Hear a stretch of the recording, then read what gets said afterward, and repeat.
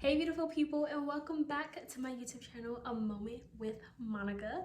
We are back with another video. I'm so happy to be back again, to be pushing through with this consistency thing.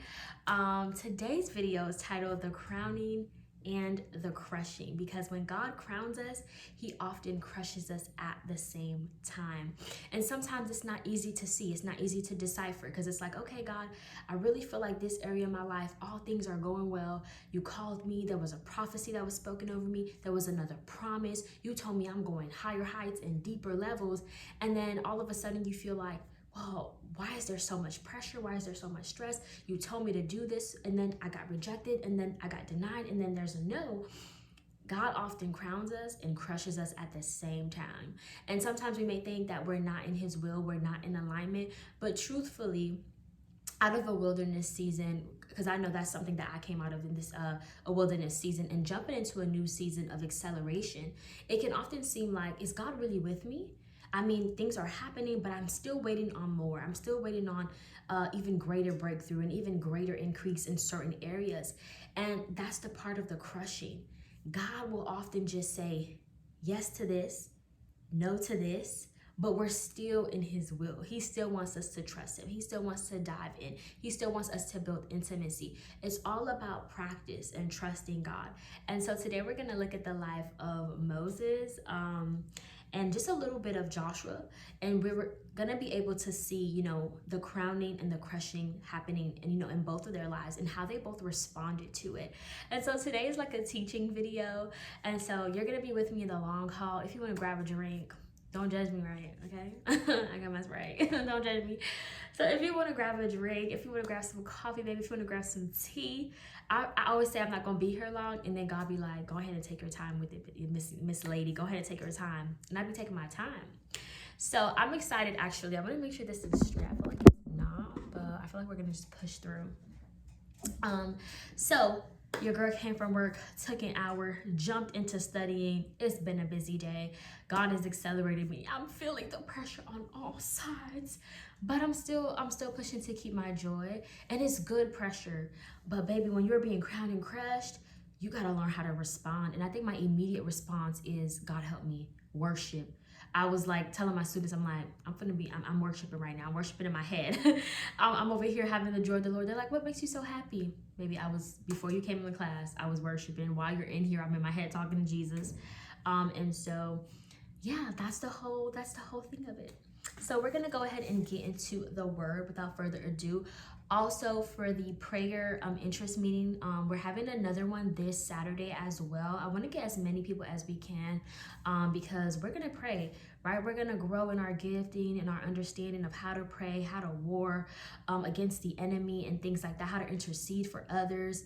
And so we're going to have another interest meeting this Saturday. I'm going to leave the Zoom link under the description box, and then also I am going to leave the interest form for those who want to put their email so that they can get like an email from me regarding more information and things like that. So I'm going to put both links down below in the description box. Be sure to look at that. I'm excited to join you guys together for us to pray, and I'm excited for what God is going to do through this prayer ministry, Brave Warrior Academy.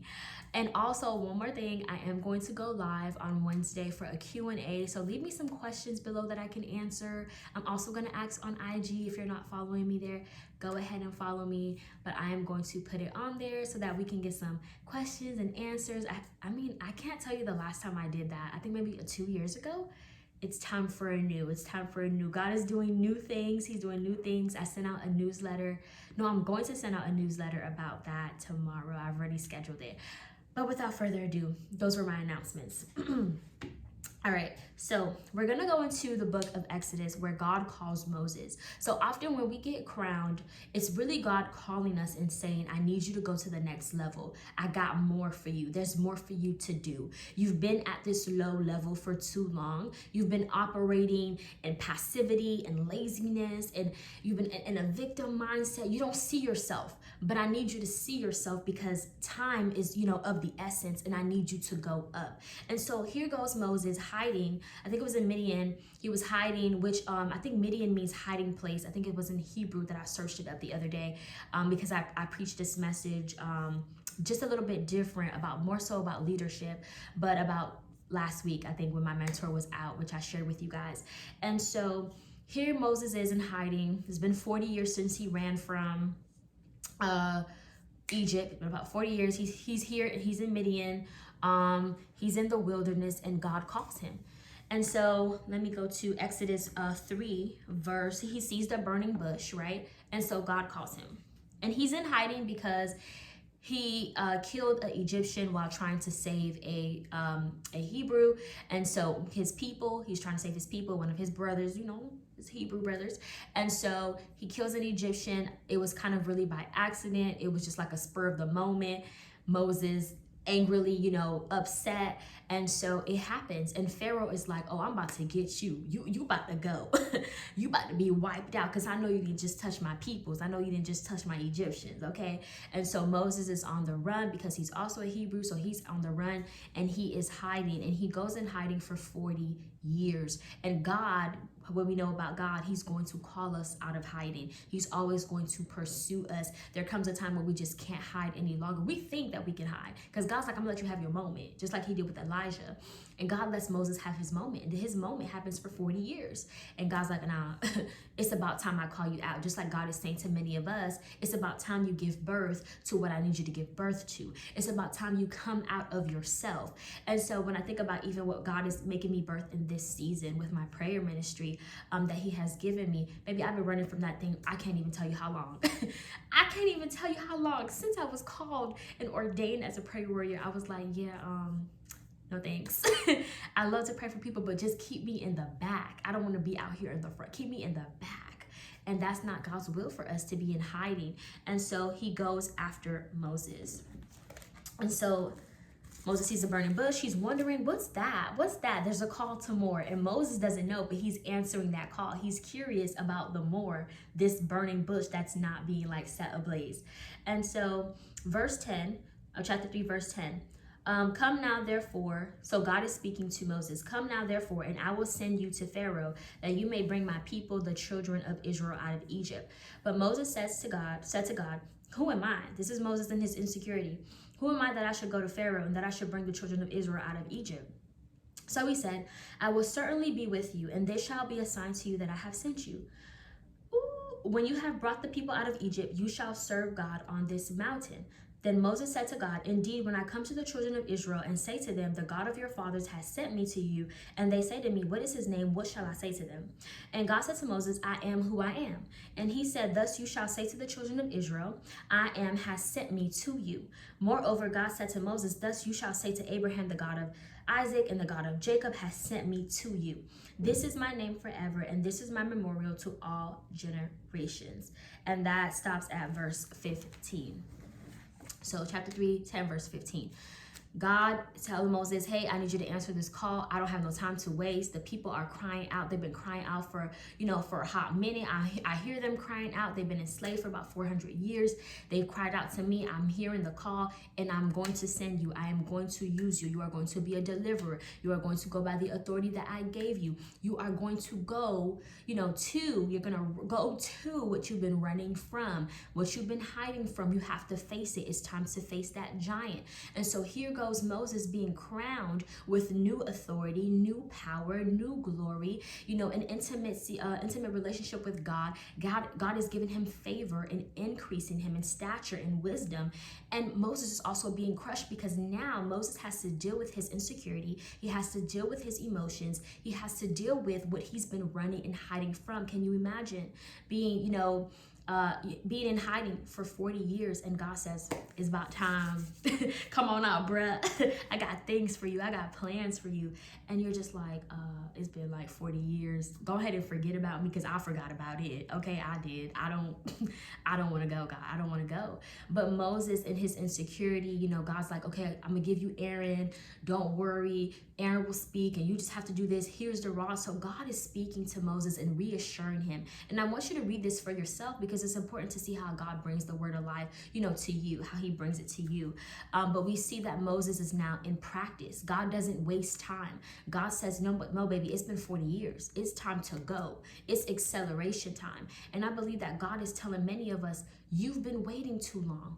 You've been hiding too long. It's time for acceleration. And so we're seeing so much acceleration in the body of Christ. I mean, every time I look at the people on my feed on social media, those who I'm following, when I talk to my friends, when I see what God is doing even in my church, and I'm like, wow, God, you're just moving so mightily. Even through my mentor, I'm like, you're just moving so mightily. Birth. All you see is people giving birth to ministries, birth to businesses, birth to ideas. I mean, you see kingdom marriages and all these things are happening. And I'm just like, celebration, praise God, praise God. And I want you to know that God also has a calling for you. It's not just about you sitting in the back and watching these things happen to others. God says, come out of the shadows. So even in Moses' insecurity, he has to come out, right? So God can call you all he wants. He can call you and say, I want to crown you, but you have to answer that call. So what is it that God is saying to you? Like how he called Moses and Moses had to answer. Moses' insecurities answered, but he still went. So what is God saying to you? So let's go to, so this is the crushing. This is the crowning. This is the crushing. He gets called. He's crowned with newness. And God's like, all right, it's time to face your fears. It's time to face what you've been hiding from. And so I want to go to Numbers 20, verse 10. Right, is it Numbers 20, verse 10? Yes. Numbers 20, verse 10. So Moses has now, he goes through all of these different trials. So before they leave Egypt, there are 9 plagues that God does because he wants Pharaoh to see, Pharaoh, I'm in control. I am the one and true living God. You're not. You're just Pharaoh. Trust me. I'll let you do what I want. But really, I have the power. I'm here calling the shots.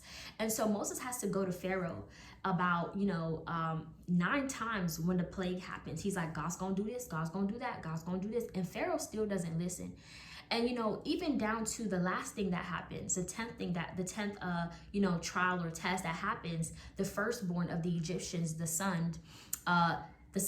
firstborn sons, they end up dying, right?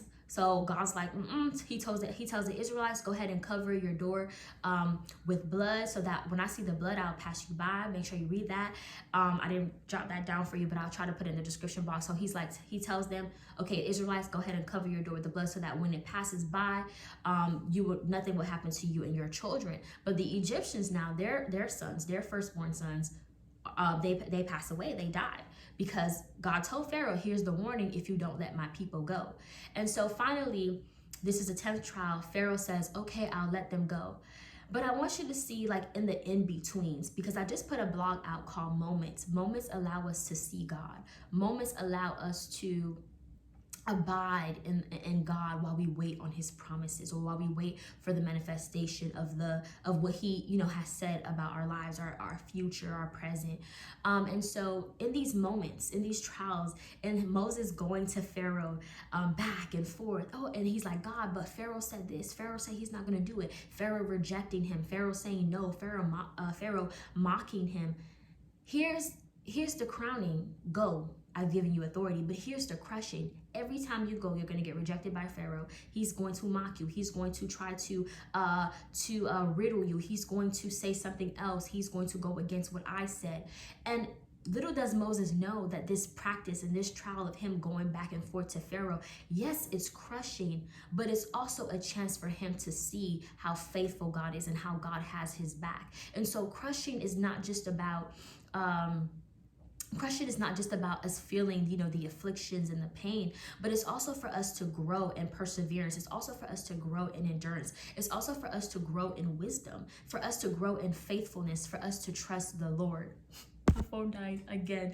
For us to trust the Lord. And so all this time that Moses is practicing, he's going to Pharaoh, let my people go. God says, and he's tired. He's annoyed. He's like, my gosh, I'm crowned and now I'm being crushed every time I go to Pharaoh. I ain't signed up for this. I signed up for the crown though, but I ain't really signed up for the other part. And God is like, little does he know, all of this trial, all of this back and forth is God saying, I'm making you, I'm molding you, I'm shaping you. By the time I get done with you, Moses, you're not going to be able to recognize yourself, because the power and authority that you're gonna walk in is next level.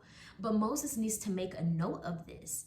And we can see that while Moses still pushes to trust God and endure, he doesn't make enough mental notes of what God does in the crushing and the crowning for him to go forward into the promised land. And so Moses, now the Israelites are out. They're out of Egypt, so you got to read that part. God takes them out of Egypt. That's Exodus. So they're exiting. That's what it means. Exodus, exit. So they're leaving Egypt, and they complain. They complain against Moses. They complain against God.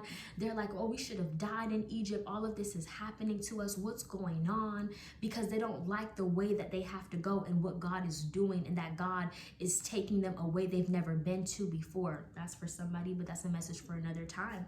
And so they're exiting the wilderness and about to go into a promised land. But their complaints and their murmur is stopping them from seeing more. When we're coming out of a wilderness season, right, it's so uncomfortable because we're in transition and we know that we're about to go into more. But there's the frustration of, I'm not there yet. So we're frustrated, we're annoyed, like, God, I thought I was gonna be there by now. Okay. Then we go back tomorrow. God, I laid it down yesterday, but it's coming back in my mind today. I'm anxious. What's going on? All of this stuff. And so the Israelites, they're not even trying to abide in God. They're not even trying to see that he took them all the way from Egypt, where they were enslaved for 400 years, and delivered them so mightily. They're not on that. They have not made that mental note, just like Moses, that God is so faithful even in the crushing. Even in the crushing, there's more. God is molding, building, shaping us, renewing our mindset, transforming our lives. And so they complain against Moses. Moses is tired. He's interceding on their behalf. God, don't kill them. God, still let them go to the promised land. God, do what you got to do. God, Moses is interceding, the great intercessor, honey, okay? He's interceding for the people. But Moses is tired too. Moses has had enough, and he doesn't realize it, but it's bubbling inside of him. He's tired of these people gossiping about him, complaining about him, murmuring about him and what God is doing.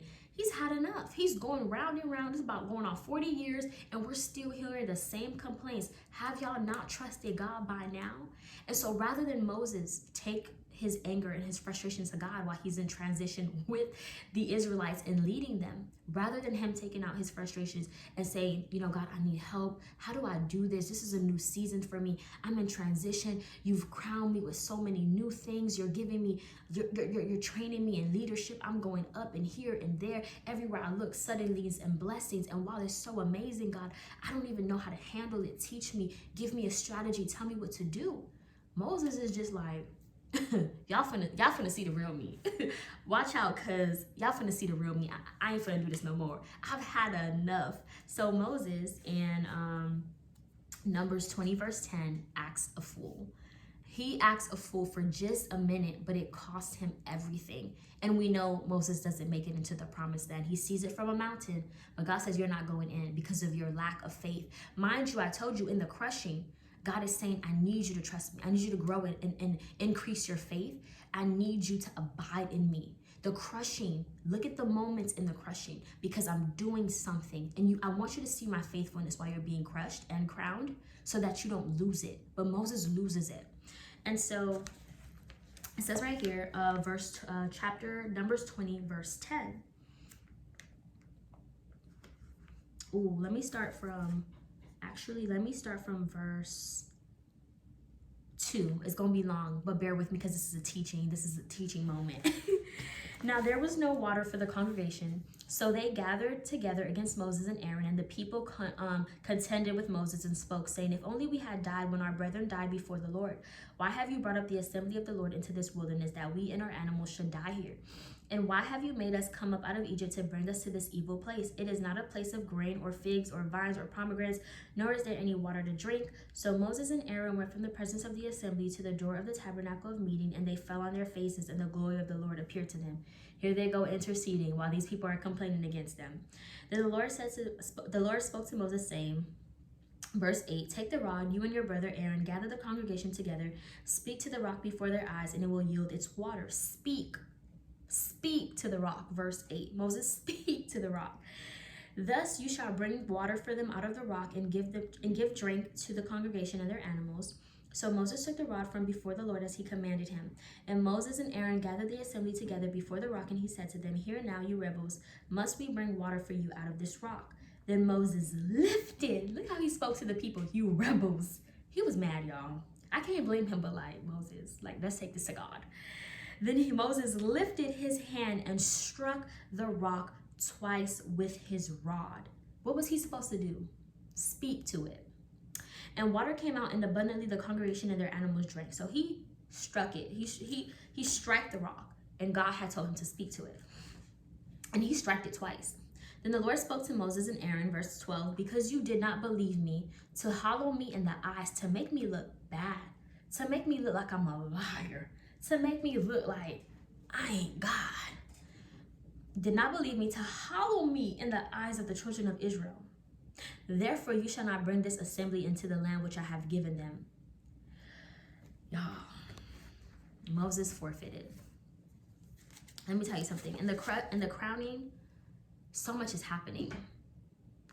So much is happening. Can you imagine being hidden for 40, hiding yourself, really, hiding from your enemies for 40 years? And God says, baby, I'm about to take you. You about to go up. Listen, eyes haven't seen. Ears haven't heard what I'm about to do for you, baby. Listen, the world gonna be shocked. You gonna be shocked. You're not even gonna know it's you. You're gonna be like, oh, God, this me, I look nice. I look, okay.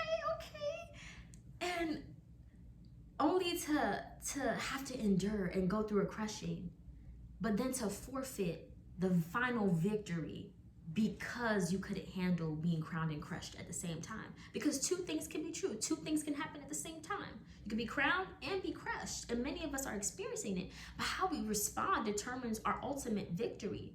So you're hiding and God brings you out and he speaks to you. He speaks to us. Baby, I got more. But we forfeit. And I think it's just so heartbreaking. You guys know I love Moses, right? Right? If you know me, if you've been hanging out with me for a long time, you know every time I talk about Moses, some type of tears come out. Just know that I love him. Period. Because I understand. And I teach about Moses a lot, but I just feel like in this season, God is giving me all the more revelation. So he forfeits. But you know, God always has a replacement. And I know it's hard to say and we don't want to hear it, but he has a replacement because he's like, listen, I can't trust you. Without faith, it's impossible to please God. That's what the word says. And we can't God can't trust us if we don't move in faith. We have to believe that he is who he says he is. So the problem with Moses is that he didn't move by faith. God says, speak to the rock, not strike the rock, and strike it twice because of anger. So speak to it, right? How are we responding to the pressure? But also, who are we allowing in our ears that we shouldn't allow? These people were complaining and murmuring against Aaron, murmuring against Moses. And we could probably say, God, that's not fair because look what they were doing. And they were saying all these stuff. But God is like, I know that. But I need you to come to me. I need you to respond to me. Because if you go and respond to these people, you're going to lose your life. You're going to lose your mind. I need you to respond to me. Okay, respond to God.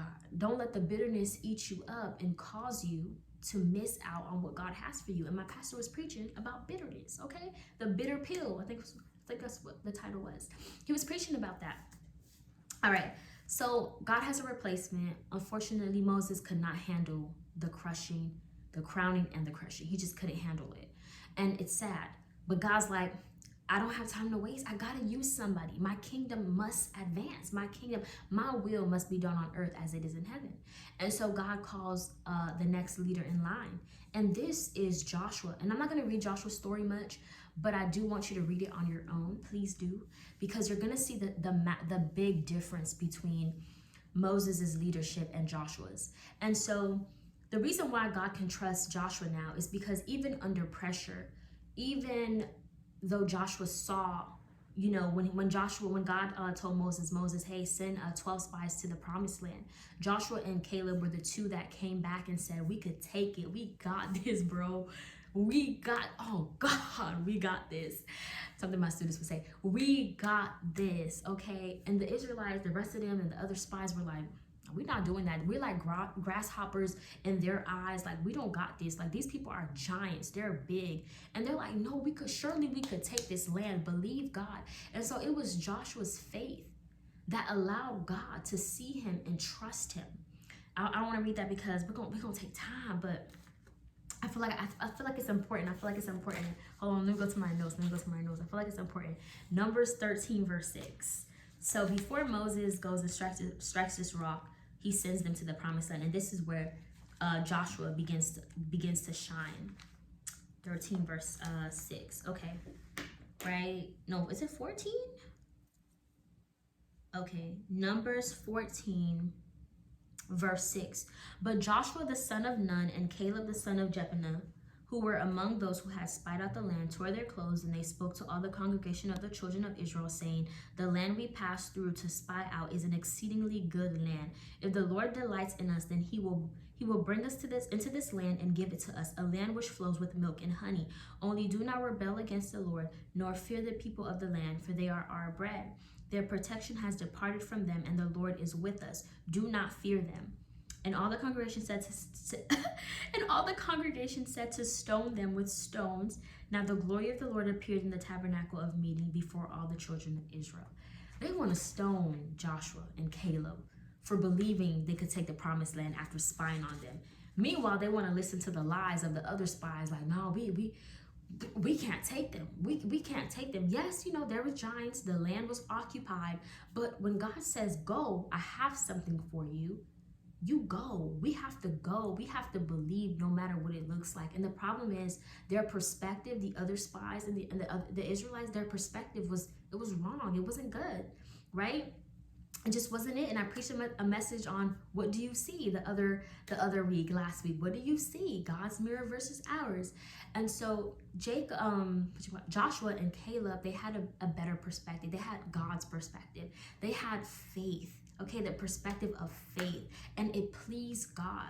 And so I believe this is where God starts to look at Joshua. It doesn't tell us in the Bible, but I believe this is where God starts to look at Joshua and see, a man of faith. I can use that. And finally, the last verse that I wanted to read, we see that Joshua can handle the calling because of his faith. When he changed his perspective about the promised land, and when he says, yes, we can take it. But then finally, God says, okay, Moses, raise him up, give him some of your authority. And that's Numbers 27 verse 13. Right here. Numbers 27 verse 12. Now the Lord said to Moses, go up into this mount Abraham and see the land which I have given to the children of Israel. And when you have seen it, you also shall be gathered to your people as Aaron your brother was gathered. For in the wilderness of Zin, during the strife of congregation, you rebelled against my command to hallow me at the waters before their eyes.